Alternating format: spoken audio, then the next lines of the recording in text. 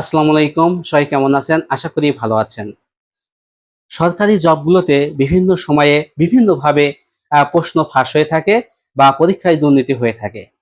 এই কারণেই আমরা যারা মেধাবী আছি, আমাদের অনেকের প্রশ্ন থাকে যে এইভাবে যদি প্রশ্ন ফাঁস হতে থাকে বা পরীক্ষায় যারা এগুলো হেল্প নিয়ে পরীক্ষা দিচ্ছে, তারাই তো সবগুলো পোস্ট দখল করে নিচ্ছে।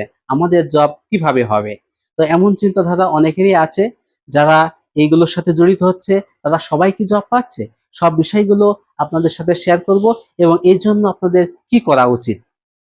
আমি এই বিষয়ের উপরে স্টাডি করেছি এবং সেখানে প্রশ্ন ফাঁস হওয়ার উপরে যে তথ্যগুলো পেয়েছি, সেখান থেকে ৭ টি উপায়ে প্রশ্ন ফাঁস হওয়ার তথ্য পেয়েছি। এই উপায়গুলো আপনাদের সাথে শেয়ার করছি। ১ নম্বর উপায় হচ্ছে বৈধ উপায়ে। হ্যাঁ, বৈধ উপায়টা কি? বৈধ উপায়টা হচ্ছে যে আপনি যে রুমে পরীক্ষা দিচ্ছেন, অ্যা সেই রুমে যারা ডিউটিতে থাকবে, তারা দেখাচ্ছে কোনো এক সময় আপনার সাথে যদি আগে থেকে কনট্যাক্ট থাকে, তাহলে আপনার ওএমআর শিটটা নিয়ে নেবে। দেখা যাচ্ছে যে আপনি কথা বলছেন বা শব্দ করছেন, এটা দেখে আপনাকে ধমক দিয়ে শিটটা একসময় তারা তাদের কাছে নিয়ে নেবে। তখন হচ্ছে হলের পরিবেশ ঠান্ডা হয়ে যাবে। সবাই বলবে যে, "না, এখানে তো অনেক কঠিন পরীক্ষা হচ্ছে। স্যাররা অনেক কঠিন আকারে গার্ড দিচ্ছে।" তো এইভাবে কি হবে, আপনার ওএমআর শিটটা নিয়ে তারা কোনো এক সময় দেখা যাচ্ছে যে পূরণ করে দেবে। এই একটা সিস্টেম। আবার এটা এভাবেও হতে পারে যে পরীক্ষার হলে দেখা যাচ্ছে যে আপনি ফেভারিট কাউকে পেয়ে গেলেন ডিউটি অবস্থায়, তিনি হয়তো আপনাকে হেল্প করতে পারে। হ্যাঁ, এগুলো আসলে এভাবে বলা যাবে না। কিছু সুবিধা হয়তো অনেকেই পেয়ে যেতে পারে তার রিলেশন কার কারণে। আবার এটাও হয়ে থাকে যে দেখা যাচ্ছে যে আপনি যেখানে পরীক্ষা দিচ্ছেন পাশেই হচ্ছে আপনার পরিচিত কাউকে পেয়ে গেছেন এবং সে খুবই মেরিটোরিয়াস স্টুডেন্ট, ইচ্ছে করলে সে আপনাকে হেল্প করতে পারে।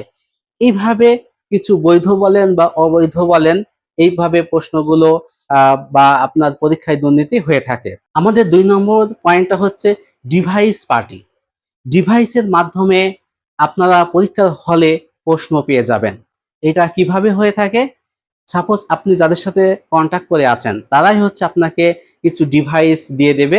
সেই ডিভাইসের মাধ্যমে যখন পরীক্ষা শুরু হবে, তখন হচ্ছে আপনি পরীক্ষা শুরুর সময়টা আপনি দেখা যাচ্ছে তারা যেভাবে হোক প্রশ্ন পাবে বা সংগ্রহ করবে, করার পরে সেই প্রশ্নগুলোর উত্তর করে আপনাকে ডিভাইসের মাধ্যমে এগুলো সরবরাহ করবে।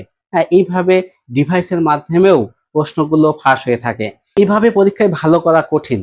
কারণ হচ্ছে যিনি ডিভাইসের মাধ্যমে এই প্রশ্নগুলোর হেল্প নিয়ে থাকে, তিনি অতটা দক্ষ হয় না মেক্সিমাম ক্ষেত্রে। সেজন্য পরীক্ষার হলেও তিনি ভালো করতে পারেন না। ৩ নম্বর উপায়টা হচ্ছে ওএমআর শিট পরিবর্তন। আপনার সাথে দেখা যাচ্ছে কর্তৃপক্ষের আগে থেকে একটা চুক্তি হয়ে আছে। হ্যাঁ? সেই চুক্তি অনুযায়ী আপনাকে ওএমআর শিট দিয়ে দেবে।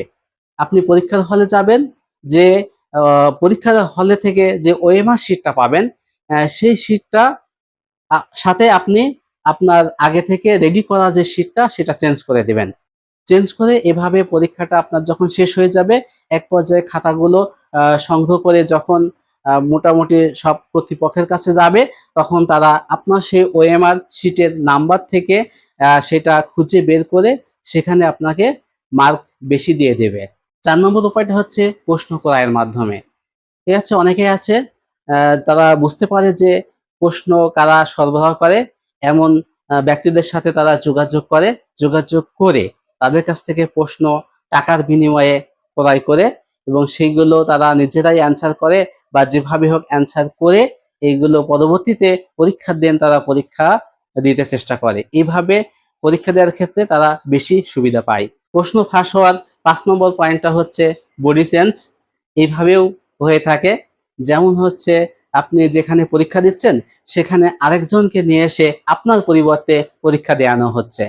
এরকম একটা অভিজ্ঞতা আমিও ফেস করেছিলাম। যেমন আমি যখন বাংলাদেশ ব্যাংকে ভাইবা দিতে যাই, তখন সেখানে দেখছিলাম যে আমাদের লেখাগুলো চেক করা হয়। সেই সময়ে একজনের লেখার সাথে তার খাতার লেখা মিল ছিল না।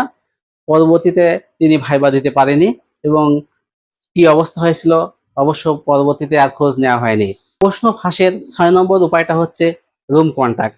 অনেকেই একটা রুমে পরীক্ষা দেয়, সেখানে কর্তৃপক্ষের সাথে তাদের একটা কন্টাক্ট থাকে যে এই রুমে কারা গার্ড দেবে এবং তারা তাদেরকে হেল্প করবে। এভাবেও প্রশ্ন ফাঁস বা দুর্নীতি হয়ে থাকে। প্রশ্ন ফাঁসের ৭ নম্বর যে উপায়টা সেটা হচ্ছে গোপন আস্তানা। হ্যাঁ, পরীক্ষার আগের দিন আপনাদের নিয়ে যাওয়া হবে। সেখানে আপনারা প্রশ্ন পাবেন এবং সেখানেও সলিউশন করা হবে। সলিউশন করে আপনাদের প্রশ্নগুলো পড়ানো হবে। তারপরে পরীক্ষায় হলে গিয়ে আপনারা প্রশ্নটা ভালোভাবে অ্যান্সার করবেন। এই উপায়গুলোর মাধ্যমে প্রশ্ন ফাঁস হয়ে থাকে। তাছাড়াও আরো যদি কোনো উপায় আপনাদের জানা থাকে কমেন্টে জানাবেন। প্রশ্ন ফাঁস রিলেটেড এই ইনফরমেশন গুলো পাওয়ার পর হয়তো আপনারা ভাবছেন যে তাহলে আমাদের জব কিভাবে হবে? যারা প্রশ্ন পায় বা এভাবে অনৈতিক উপায়ে চাকরি পেতে চেষ্টা করে, তারা অনেকেই চাকরি পায় না। কিছু পার্সেন্ট অবশ্যই চাকরি পেয়ে থাকে। তারপরেও হতাশ হওয়া যাবে না।